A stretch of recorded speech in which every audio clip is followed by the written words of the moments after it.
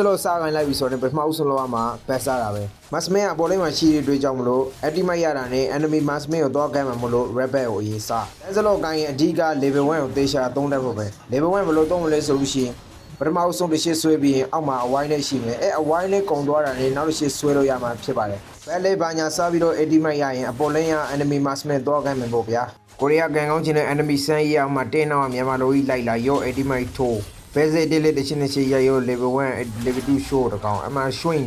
အင်ဂျလာနောက်လိုက်ရှုံshow တကောင်ပြီးရောတာမော်စကိုလေးတော့ဂိုင်းမော်စကိုလေးဘယ်လိုလောက်ဝင်လဲမော်စကိုက level 2တွန်းထွန်းလိုက်ငါလုံးမှာစတန်ပေးဒီကောင်ရော level 2လေးအမှ swing မရဘူးမရပြင်မဲ့ဘာဟီရိုပဲကန်ကန်ဒီကမဲကိုကြည့်နေဖို့ရတယ်ဒါမှ game set ကောင်းတယ်အဲ့ပါတော့ဖြစ်လာရောအမှသွားပြီးတော့ကောက်ဆွားလိုက်မယ်အင်ဂျလာ level 2လေးနဲ့ဝင်လိုက်အမှ line နဲ့တော့ငါလုံးမှာလာswing show တကောင်အမှတကောင်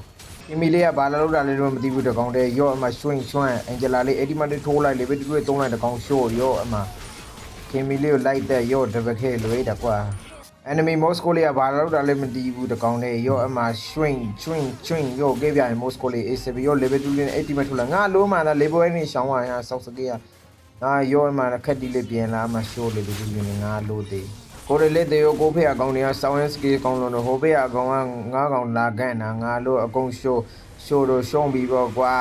ကျေးဇူးတွေလည်းတင်ပါတယ်လို့အောက်ကဆိုရင်ဆိုလို့မစွန့်နဲ့ bro တို့ရေ